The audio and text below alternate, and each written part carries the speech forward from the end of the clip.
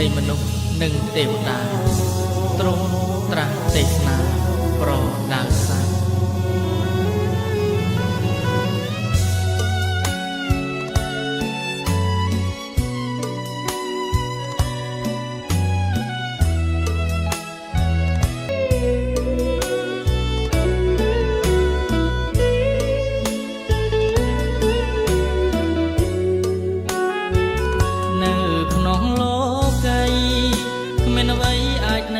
គង់បា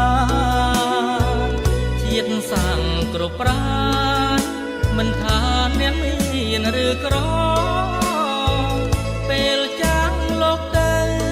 គួរຕົកនៅគេឈ្មោះដ៏ល្អទ្រព្យសម្បត្តិមានច្រើនក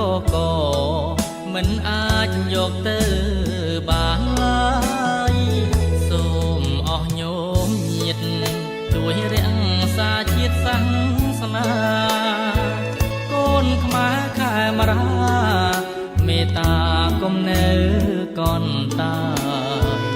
វត្តអារាមមានបុរាណលោកសាងទុកហើ